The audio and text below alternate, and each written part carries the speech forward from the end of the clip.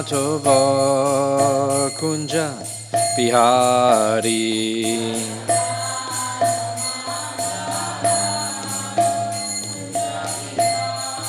Jayo Radha Madhava Kunja Bihari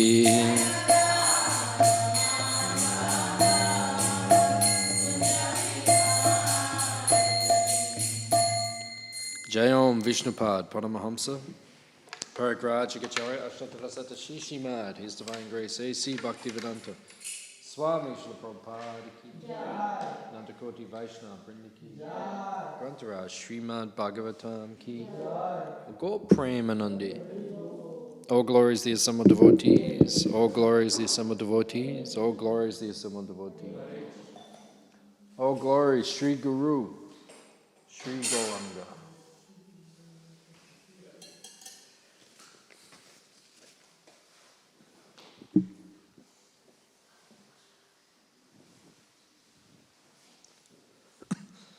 Narayanam namaskritya naram cheva narottamam devim sarasvatim vyasam tato jayam udirayat. Om namo bhagavate vasudevaya.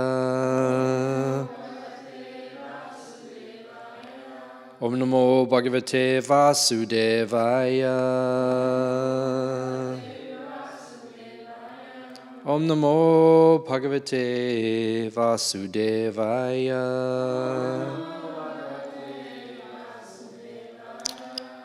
Reading from Srimad Bhagavatam, Canto 4, Chapter 21, chapter entitled Instructions by Maharaj Prithu, text number 40. Pumalapetana tivelamatmana prasidato tyanta shamam swata swayam Yanecha sambandha nishevayatata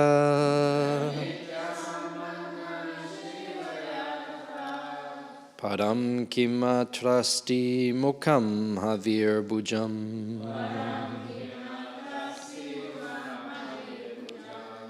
Pumalapeta nativela matmana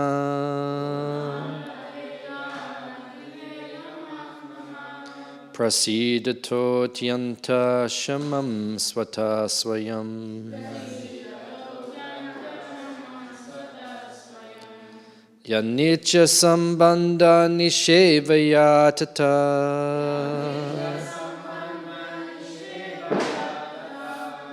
Param kimatrasti mukham havir bhujam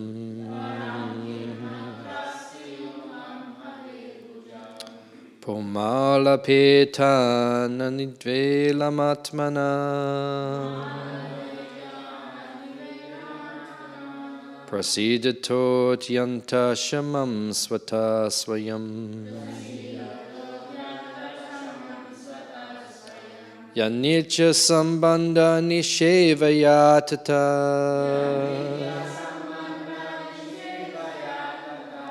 Param kimatrasti mukham havir bhujam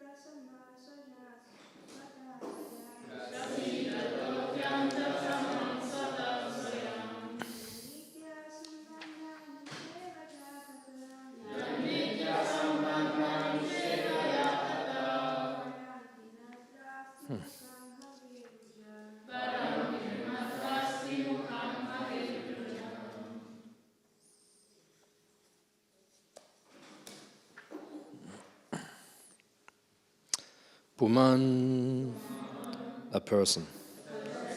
Labheta, can achieve. Anativelam, without delay. Atmana, of his soul. Prasidata, being satisfied. Atyanta, the greatest. Shamam, peace. Swata, automatically. Swayam, personally. Yat, whose. Nitya, regular. Sambandha, relationship. Nishevaya, by dint of service. Tata, after that. Padam, superior. Kim, what? Atra, here.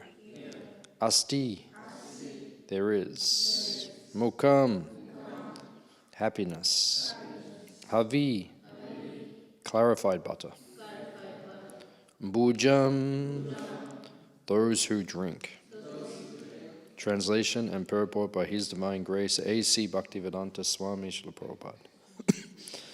By regular service to the Brahmanas and Vaishnavas, one can clear the dirt from his heart and thus enjoy supreme peace and liberation from material attachment and be satisfied. In this world, there is no fruitive activity superior to serving the Brahmana class, for this can bring pleasure to the demigods, for whom the many sacrifices are recommended. Translation responsively. By regular service to the Brahmanas and Vaishnavas, one can clear the dirt from his heart and thus enjoy supreme peace and liberation from material existence. Sorry, I'll study it. From material attachment. And be satisfied. In this world, there is no fruitive activity superior to serving the Brahmana class. For this can bring pleasure to the demigods, for whom the many sacrifices are recommended. Purport. In Bhagavad Gita 265 it is said, Prasade Sava Dukhanam Hanir Ashopa Jayate. Unless one is self-satisfied, he cannot be free from the miserable conditions of material existence. Therefore, it is essential to render service to the Brahmanas and Vaishnavas who achieve the perfection of self-satisfaction. Srila Narottama Das Thakur therefore says, Tandera Charana Sevi Bhakta Sane Vas Janame Hoy E Abhilash. Birth after birth, I desire to serve the lotus feet of the acharyas and live in a society of devotees. A spiritual atmosphere can be maintained only by living in a society of devotees and by serving the orders of the acharyas. The spiritual master is the best Brahmana. At present, in the age of Kali, it is very difficult to render service to the Brahmana Kula, or the Brahmana class. The difficulty, according to the Varaha Purana, is that demons taking advantage of Kali Yuga have taken birth in Brahmana families. Rakshasha Kalim Ashritya Jayante Brahma Yonishu Varaha Purana. In other words, in this age, there are many so-called caste Brahmanas and caste Goswamis who, taking advantage of the Shastra and the innocence of people in general, claim to be Brahmanas and Vaishnavas by hereditary right.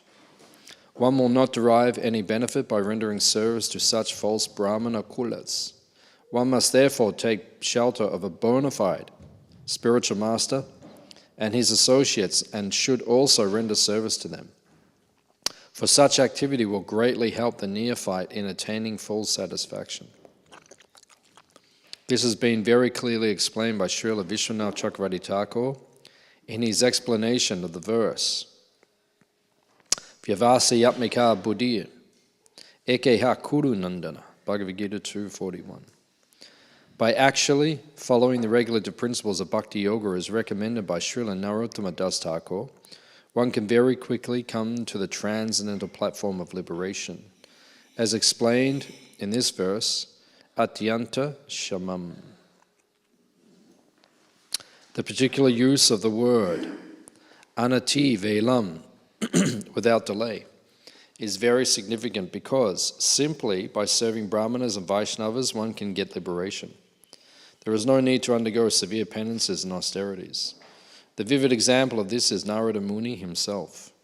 In his previous birth he was simply a maidservant's son, but he got the opportunity to serve exalted Brahmanas and Vaishnavas, and thus in his next life he not only became liberated but became famous as the supreme spiritual master of the entire Vaishnav disciplic succession, according to the Vedic system.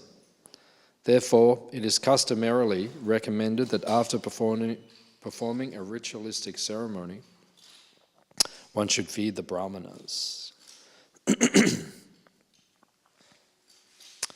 Amagyan Timanandusya Ginanjana Shalakaya Chakshurin Militam Jena Tasmai Shri Gurave Namaha Shri Chaitanya Manobishtam Stapitam Yena Bhutale Swayam Rupa Kadamayam Dadati Swa Padantikam Vansha Kalpatarubhyascha Kripa Sindhu Bievacha Petitanam Pavanebhyo Vaishnavebhyo Namo Namaha Jaya Shri Krishna Chaitanya Prabhu Nityananda Shri Advaita Gadadha Shivasadi Gaura Bhakta Vrinda Hare Krishna Krishna Krishna Hare Hare Hare Rama Rama Rama Hare Hare.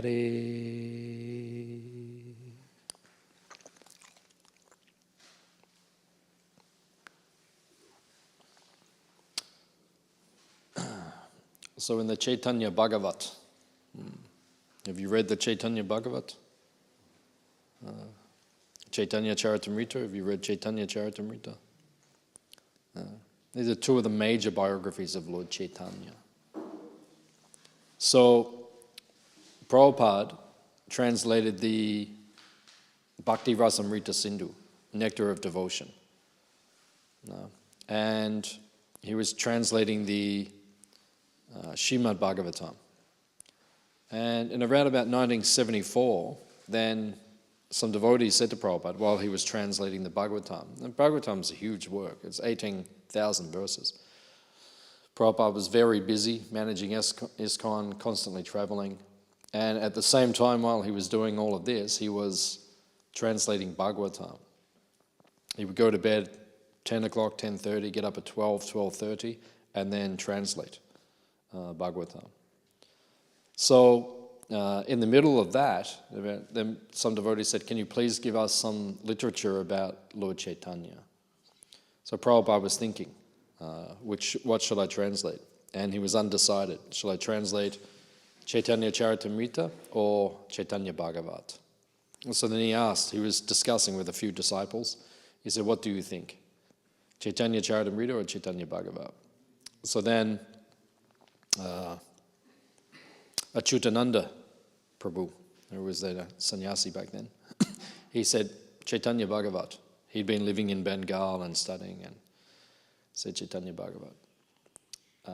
And then Bhavananda Prabhu, he said, because Achyutananda Prabhu, he said Chaitanya Bhagavat, so he said Chaitanya Charitamrita. He didn't even know what it was.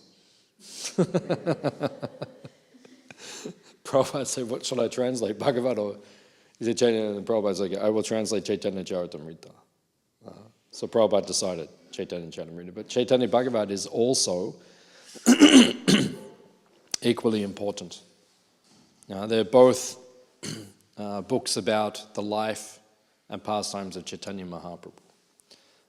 Chaitanya Bhagavat has more emphasis on Lord Chaitanya's earlier life and the middle of his life. Chaitanya Charitamrita has more emphasis on final pastimes in Puri itself. Chaitanya Bhagavatam covers more the Mayapur Navadvip Leela. And then it covers Puri also, but Chaitanya Charitamrita is more Puri. And Chaitanya Charitamrita is, there's more emphasis on Madhurya Ras. Chaitanya Bhagavat, Sakya Ras is also emphasized. So the moods are slightly different in the two books. And in Chaitanya Charitamrita, Vipralamba, like the highest teachings of Lord Chaitanya, Vipralamba Seva, that is emphasized very powerfully in the Chaitanya Charitamrita. So it is very powerful. So in the Chaitanya Bhagavat, it is mentioned, Bhaktisiddhanta Saraswati Thakur mentions in his commentary, Lord Chaitanya's teachings can be categorized into three components. What are those three components of Lord Chaitanya's teachings?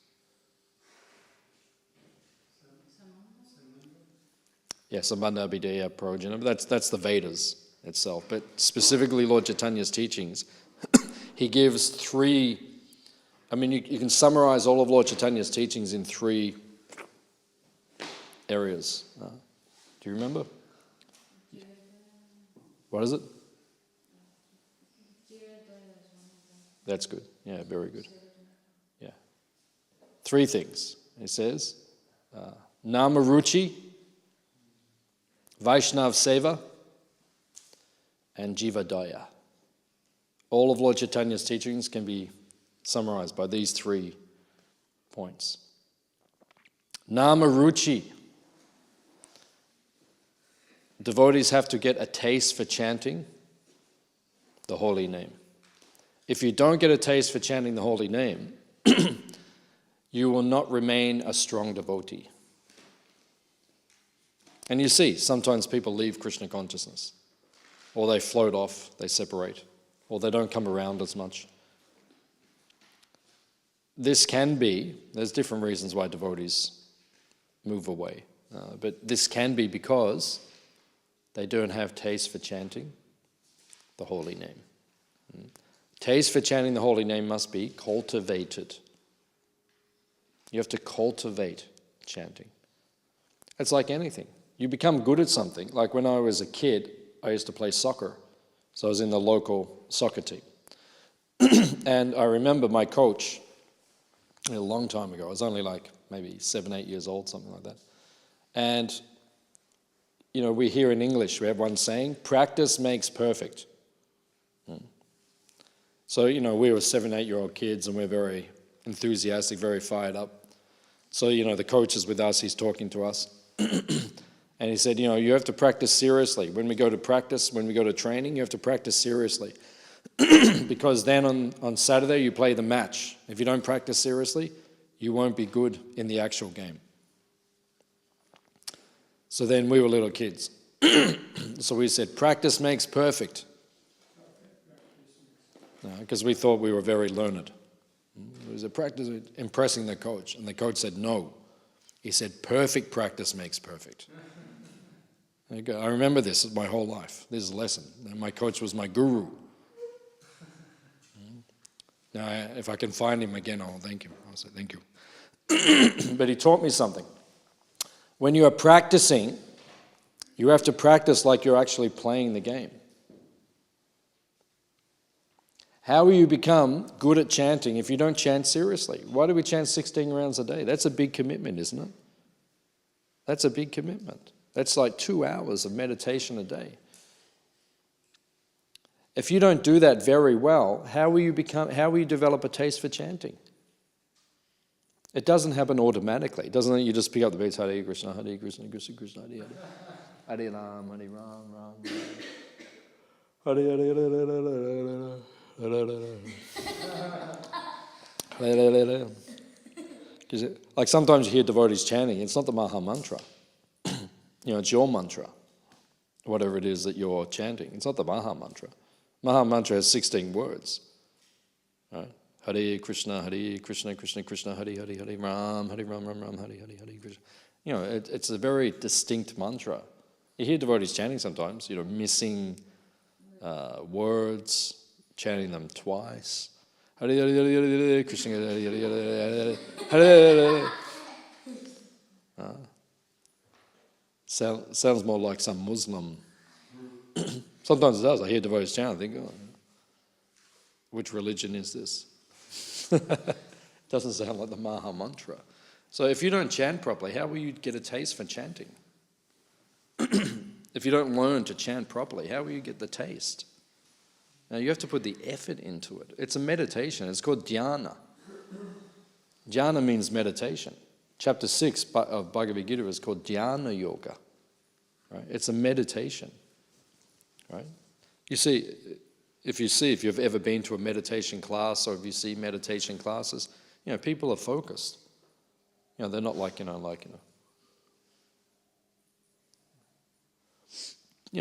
it's a focus. And japa is a meditation, and it should be like that. You should be focused. The mind should be centered and fixed. Right? You see, when a lot of devotees chant, it's not like that very much at all. Very distracted, you know, walking around and doing this. Like I see devotees sometimes out here in front of the notice board chanting their japa. Hare Krishna, Krishna Krishna, Hare Hare, Hare Ram, Hare Ram. You know, reading the notice board. So what are you doing? Are you reading or are you chanting? That's not meditation. That's distracted chanting. It's inattentive chanting.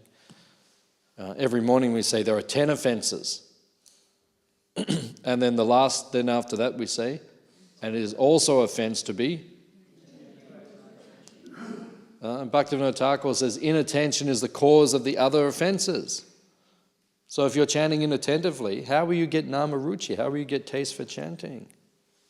You have to cultivate it.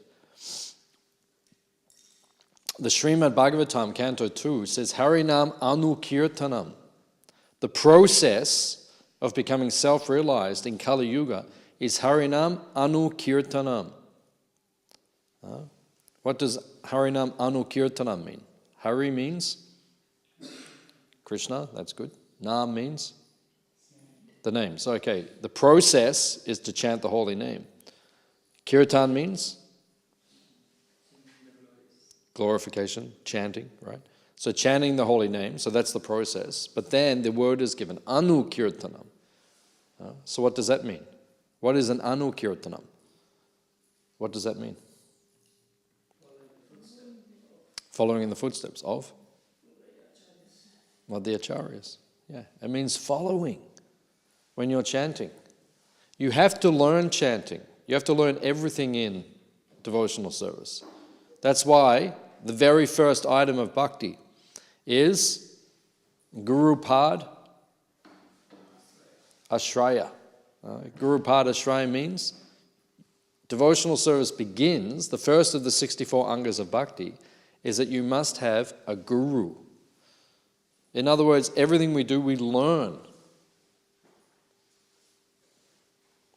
Just like if you do deity worship, you have to learn it. Someone has to teach you to worship the deities. Right? If you cook khichdi, you have to learn how to cook khichdi. You can't just go in the kitchen. You know, someone says, okay, cook khichdi. Right? You know, what do I do? You need to learn. There's a system. Anukirtana means you have to follow the system. Just like my Guru Maharaj, Tamal Krishna Maharaj. He joined ISKCON 1968 in San Francisco in America. Right? The second or third day after he joined the temple, in the morning, one of the devotees said, can you give class this morning? And he said, what do I say? And I said, whatever you want. He'd been in the temple 2 or 3 days. He sat down and gave class. Right? He just knew a few things. He'd been coming around a little bit, read some of Prabhupada's books, and then he had to give a class.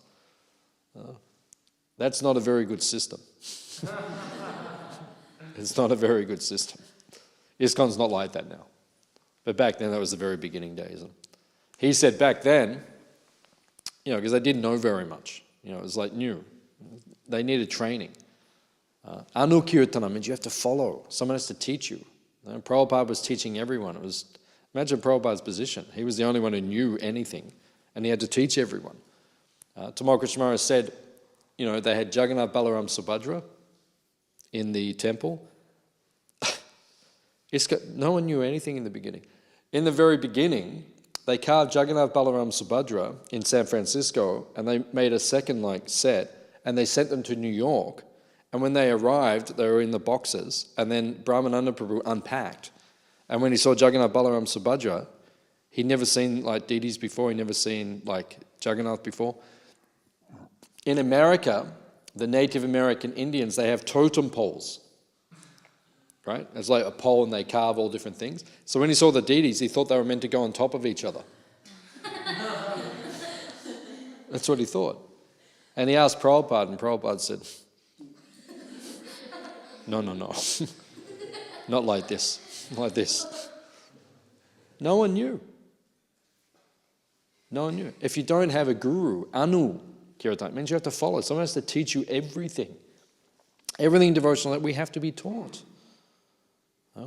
Tamal Krishna Maharaj said, in the very beginning, they were in San Francisco, 1968, they didn't know anything. There was an ice cream shop straight across the road, right? So he said they used to go over, buy strawberry ice cream, from the shop, walk into the temple. Jagannath Balaram said, just put it in front of the deities, pray Hare Krishna, Krishna Krishna, Hare, and then just sit down in the temple and just eat strawberry ice cream. You can't do that. That's not the system. Imagine we did that. We just go down to, now they've got an IGA there, right? IGA Express. Buy some ice cream, come just put it there in front of the donation box, and then just sit here and just start eating ice cream. Hey, Prabhu, hey, Mataji, what are you doing? That's not the system. You can't eat in front of the deities. They didn't know. One time Prabhupada came. Prabhupada walked into the temple in the afternoon. This is on a Sunday in Hyde-Asbury, 1968 in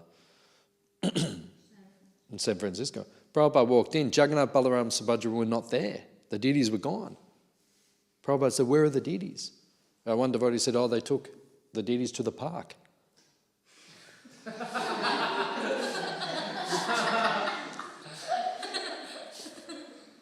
Right? So Prabhupada said, take me there immediately. They got in the car, they drove down the park.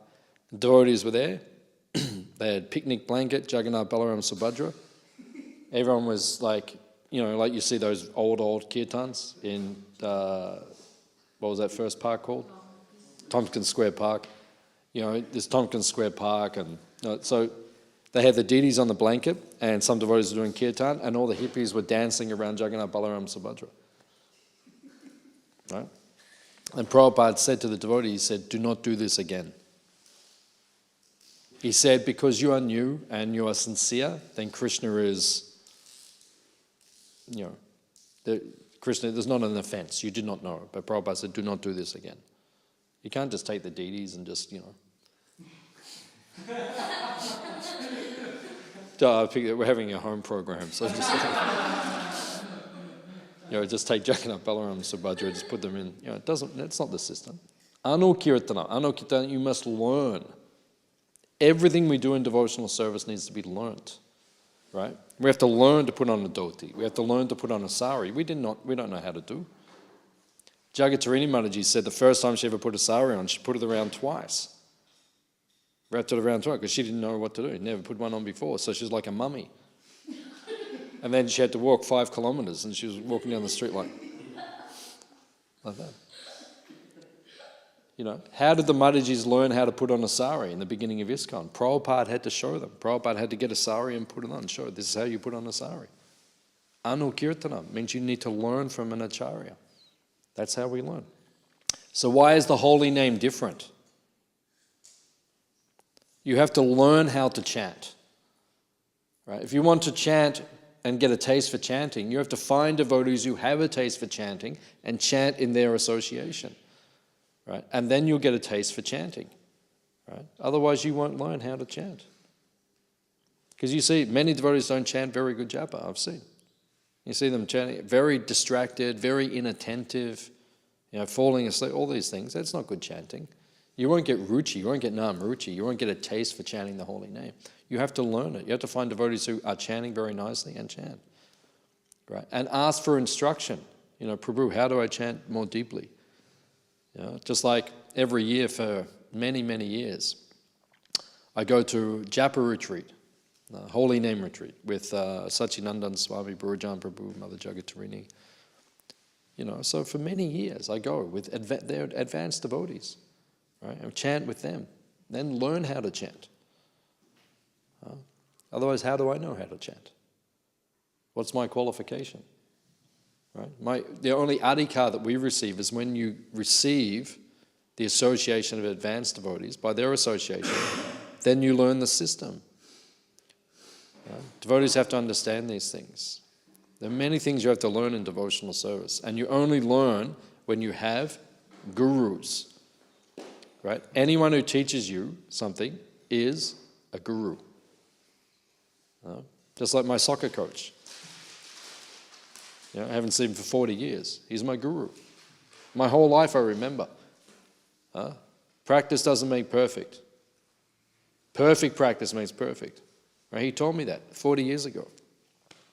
Now I have to find him, take the dust from his feet and say, you have helped me to become a good devotee. My practice of Krishna consciousness comes from the instruction you gave me many years ago. Right? If you want to be sincere in devotional service, you need to get the good association. Right? So any devotee who teaches you in devotional service, that will help you. So Lord Chaitanya's first teaching, right, is Nama Ruchi. Right? Second teaching is Vaishnav Seva. So here, that's what's being spoken about here in this part of the Bhagavatam. Everything that Lord Chaitanya has taught is in the Shikshastika. Right? Shikshastika means there are 8 verses. Ashta. Ashta means 8. 8 verses which summarize all of Lord Chaitanya's teachings. It's all in there. Now, within the 8 verses is the entire Srimad Bhagavatam. Right? Every verse of the Bhagavatam, the 18,000 verses, is within the 8 verses of the Shikshastika. So Lord Chaitanya is teaching us, right? And here this verse is telling us, and he's teaching his Vaishnav Seva. The Bhagavatam here is, Prithu Maharaj is telling us, we have to serve Brahmanas and Vaishnavas. Right? So how do you know who is a Vaishnava?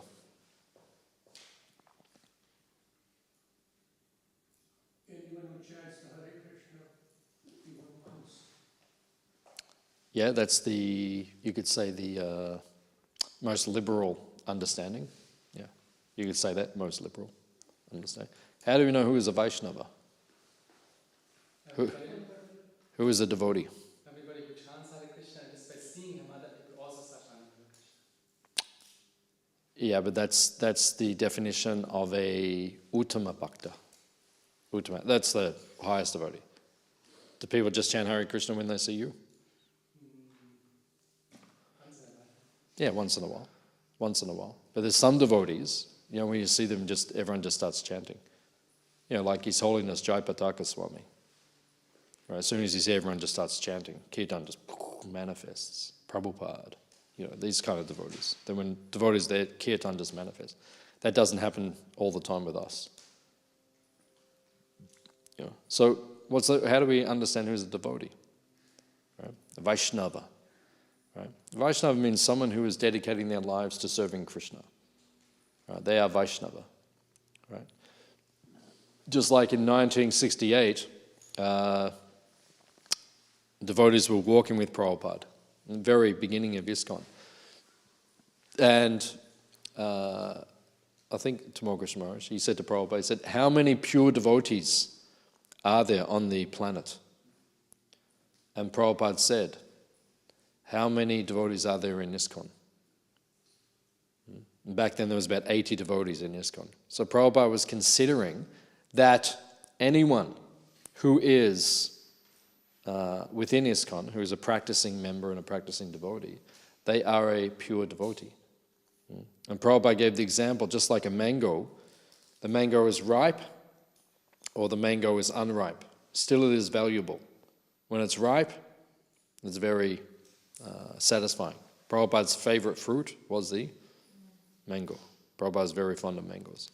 So when it's unripe, you can make green mango chutney, different preparations they can make. In Bengal, they make different preparations.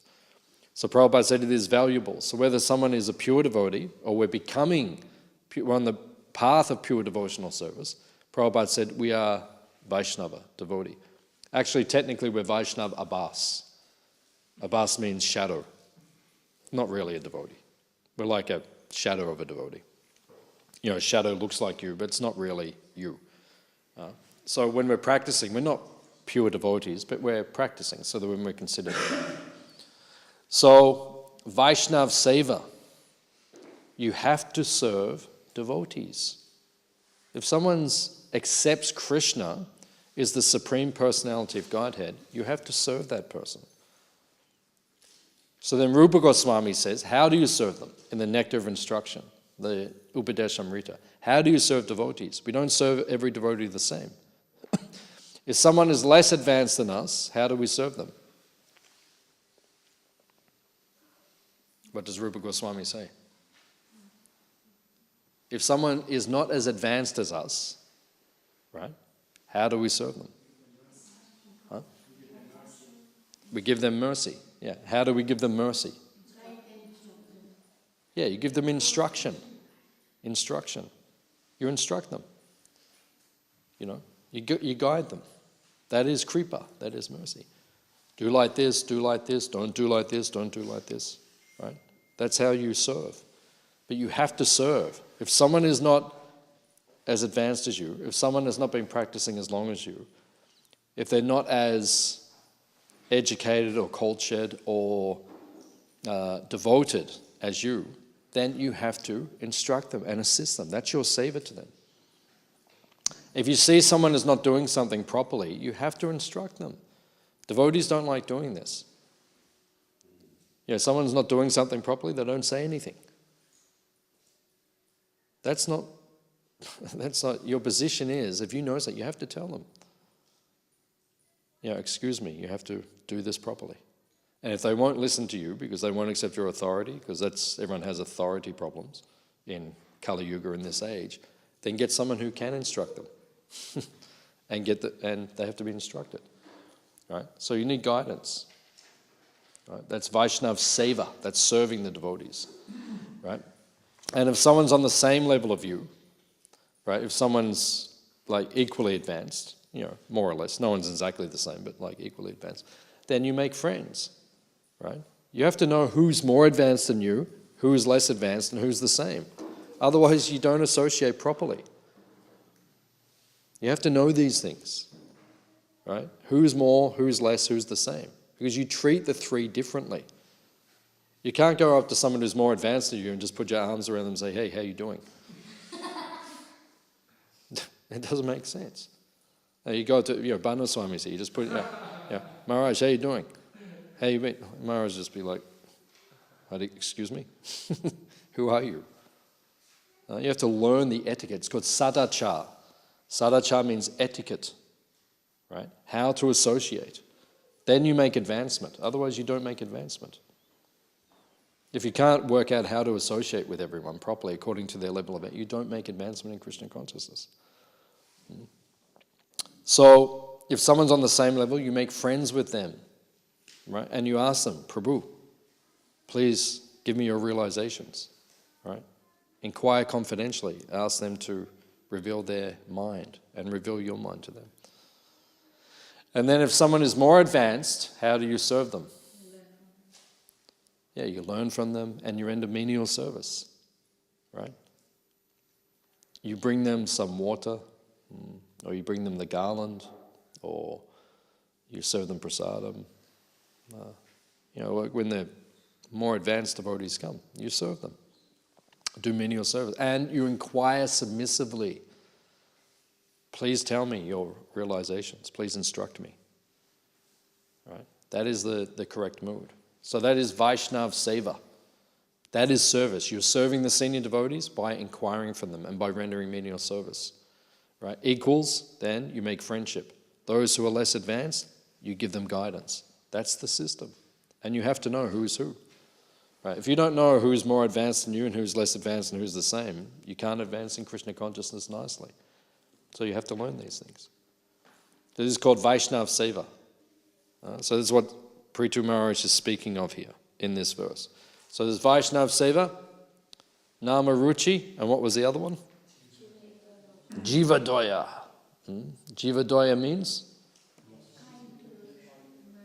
Merciful, kind to the jivas. Jiva means? Anything that is alive. Jiva. Anything that is alive, you have to give mercy to it. You have to be merciful to the plants, to the insects, to the reptiles, to the birds, to the beasts, to the humans, to the devatas. Everyone, you have to jivadaya, you have to be merciful. In other words, if someone does not have Krishna consciousness, you have to give them Krishna consciousness. That is your service. It's called jivadaya. Confirmed. From the spiritual world. So, jivadaya. Jiva means you have to give mercy. Every devotee has to give mercy. Prabhupada's mood, and that's what separates ISKCON the most from everyone else in the Gaudiya traditions, is the spirit of jivadaya. Right? The spirit of preaching Krishna consciousness, giving Krishna to others. Right? It's very, very strong. Prabhupada was the strongest of the preachers. His mood of preaching was stronger than anyone else. How many disciples did Prabhupada's guru have? Bhaktisiddhanta Saraswati Thakur. Yeah, 60,000 disciples. Right? Prabhupada's Guru Maharaj, who's up there in the picture, 60,000 disciples. And out of 60,000, one of them stood out amongst all of the others. Right? Because he had the mood of spreading Krishna consciousness all over the world. Right? And he didn't really begin it until he was 69 years old. That's when he really began to make an impact, at the age of 69. That's when the impact was felt and made. He was so powerful. I mean, 69, we can't even imagine. 69, you get on a boat with $8 and go to another country and start a worldwide movement. That's powerful. That's jivadaya, spreading Krishna consciousness all over the world. Because Lord Chaitanya predicted, my name will be chanted in every town and village on the earth. Right? That's a huge instruction. And Prabhupada took that whole instruction. I will fulfill that instruction. Right? And that's Prabhupada's move. ISKCON means you have to give Krishna to others. Right? That's what ISKCON means. Now we have Krishna, you have to give Krishna to others. You can't just keep him for yourself. If you don't give to others, how will you advance? The more you give Krishna to others, the more you receive Krishna. That's one of the secrets. It's a fact.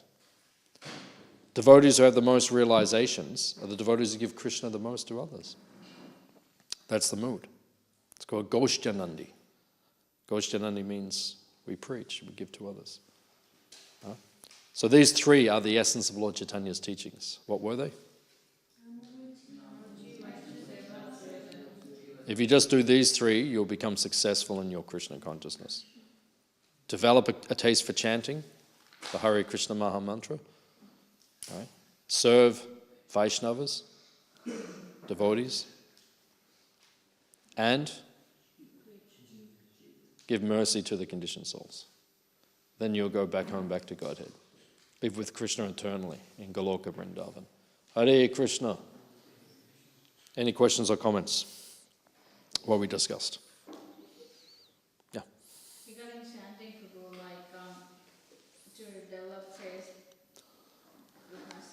try so hard to chant with love, and it's very frustrating sometimes, or even to serve deities with love and to develop love. So my question is how to develop love, to put love into. Yeah, love in Sanskrit is called prema. Right. Rupa Goswami says there are 9 levels of bhakti. What are the 9 levels? Shraddha, sadhu sangha, bhajana kriya, anatta nivritti. Then what? Nishta, then ruchi, then asakti, then bhava, then prema. So you're saying you want the 9th level. Why don't you get the 5th level? What's 5th? Nishta. What does nishta mean? Fixed up. Fixed up, steady. Are you fixed up and steady? Am I? Well, is it the same thing to chant with love and that prema? No, but I'm asking you the question, are you fixed up and steady? Yeah, okay, that's good. So you're trying. So aim for number 5 first and then aim for number 9. How are you going to get to 9 if you haven't got 1, 2, 3, 4 and 5? Understand? Number 4 means you have to get rid of material desires. Have you got rid of material desires? So how are you going to get love for Krishna if you don't get rid of the material desires? So concentrate on where you're at. You know what your goal is. You want love for Krishna, but you have to do the work in between. Get rid of the material desires. Right? Become fixed and steady. And then automatically you will get prema. But do not be sentimental. Don't just aim for prema without doing the hard work in between. You have to do both. Does it make sense? Okay. Good question. So, any other questions? How do we spread the knowledge of Krishna in a time right now where a lot of the young people don't want to at all to follow any form of spirituality? Mm-hmm. I think that it's quite hard to follow a spirituality if nobody else in your proximity does.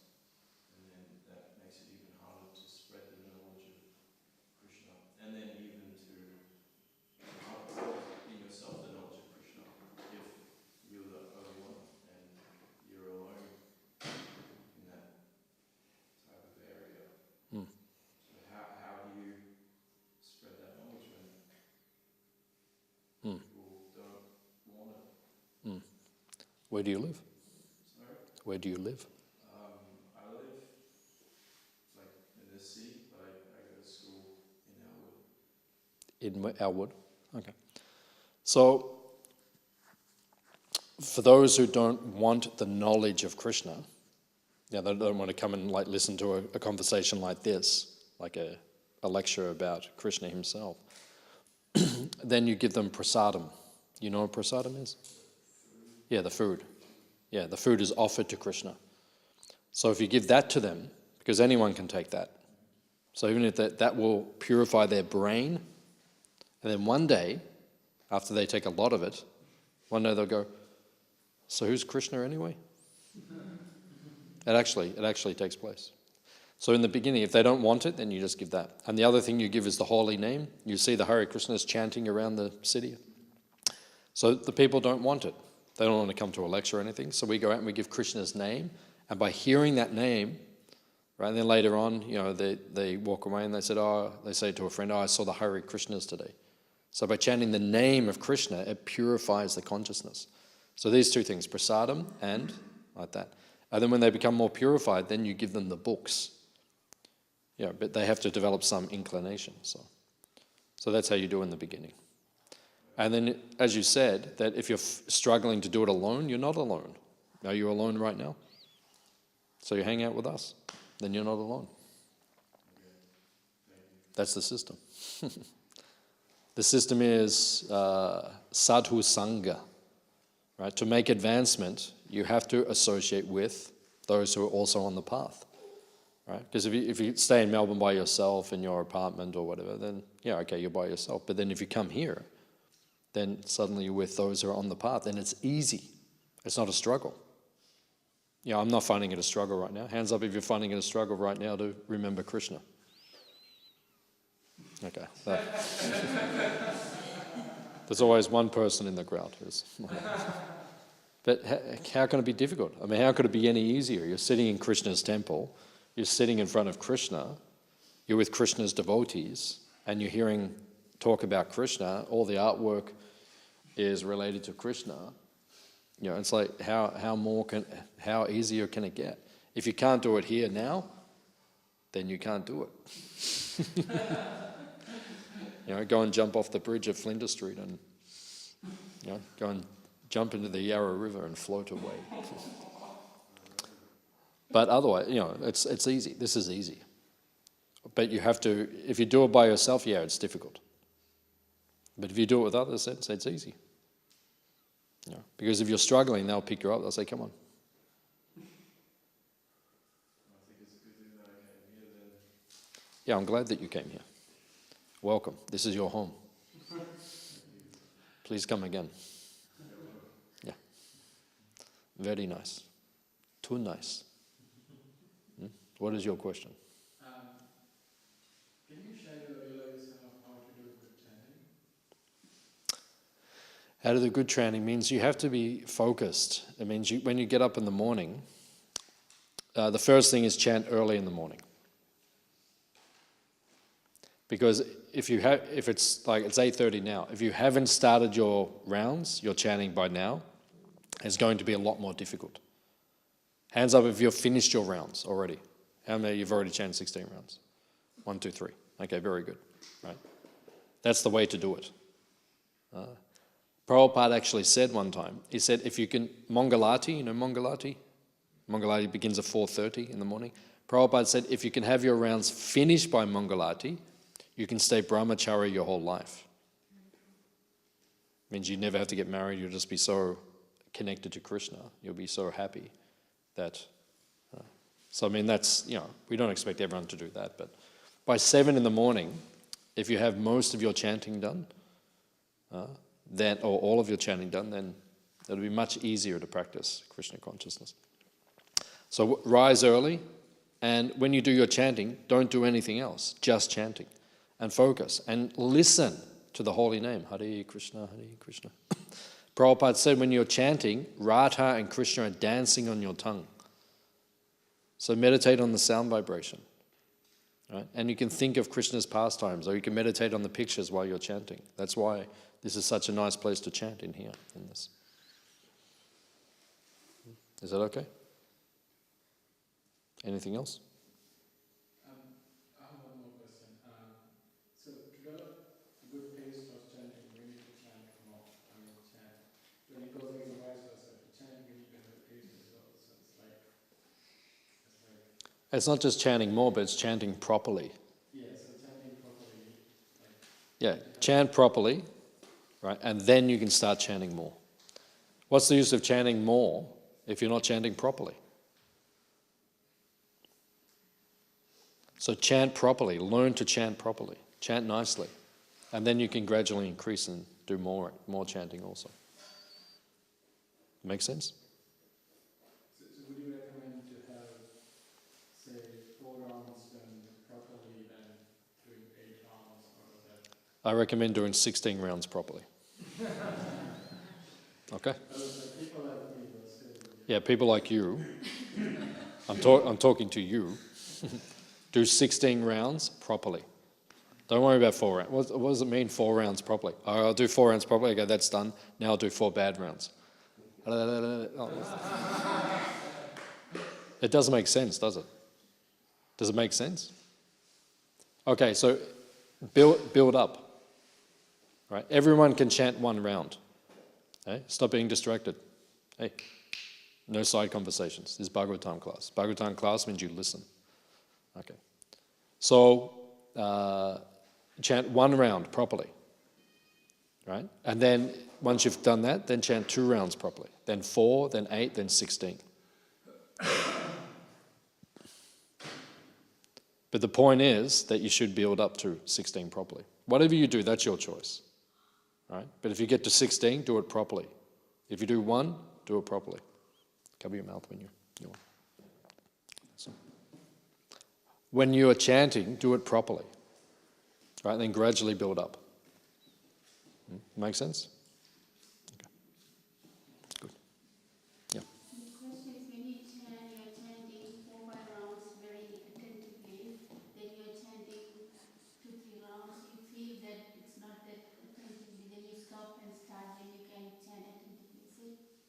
Rather than finishing 16 rounds not properly, just when you feel like you can't chant attentively, then stop, and then after a while, when you're ready, then chant, is it? Or even... Yeah, it means that all of us, especially in the beginning, we will struggle with chanting, right? It's hard to be attentive all the time. Sometimes your mind wanders off, and then you realize after a couple of rounds, oh, my mind's not there, and then bring it back. So it's a practice. That's why it's called sadhana, right? Sadhana means practice. We're practicing, right? So you practice. Okay, like Burujam Prabhu says, just chant one name, Krishna, attentively. Then chant one mantra, right? One whole mantra, attentively. Then concentrate on a round, then 2 rounds, then 16 rounds, like that. So it's a practice. So we all do it. Our mind wanders off, but you have to learn to bring it back, bring it back. And as time goes by, as the years go by, you should feel that you're getting more taste and that your mind is more focused on the chanting, not being so distracted. You have to see improvement constantly. In spiritual life, you can only go 2 ways. Right? You can only go forward or back. Right? You can't stay on the same platform. So just make sure you're always going forward. That's the point. Any other question? Prabhuji, you said that in order to advance, you have to recognize who is further up than you and who is back down. But in doing that, don't you think that we risk falling in the trap of probably building up pride, especially when we are identifying people who are... Yeah, it depends what your motivation is. Because if someone's less advanced than you, less progressed, and you're trying to help them, what's the motivation? Right? Yeah. Is the motivation that you actually want to help them? Or as you say, are you just proud and you just want to tell someone what to do because you feel like, oh, I've been around 3 weeks now. So now I'm here for 3 weeks, I can tell all the guys have been here for 1 week. Oh, you should be doing like this. Sometimes that's pride, right?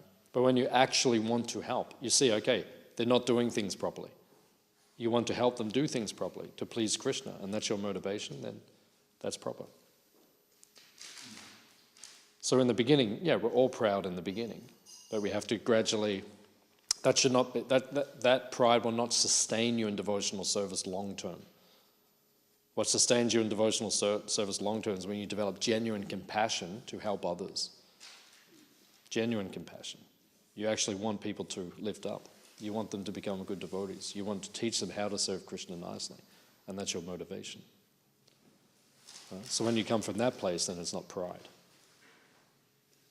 Does it make sense? Yeah. Any other question?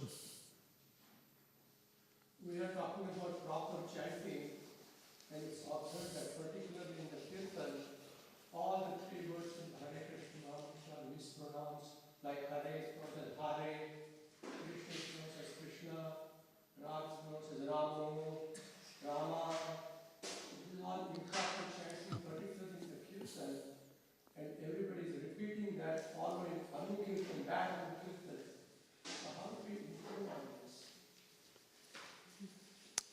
I mean, after the kirtan, you could go up to the devotee and say, Prabhu, do you realize that you chant like this, and maybe they can... Like I used to always say, Ramo, Ramo, Ramo, like that. And then everybody Prabhu said, that's not the Maha Mantra. And I said, oh, okay. So then I began to chant differently. So I just say to the devotee, just say nicely, that's not intended. Even Prabhupada, I mean, Prabhupada said, Hare Krishna, like that. So the mantra is Hare Krishna, but Prabhupada is saying Hare Krishna, like that. So, sometimes, devotees may even chant, may not sound, perfectly like that, but, the effect is there. Or if it's too much, you just say to the devotee, maybe Prabhu, maybe chant a little bit more, like that. So. Any other question? Okay. Srila Prabhupada ki.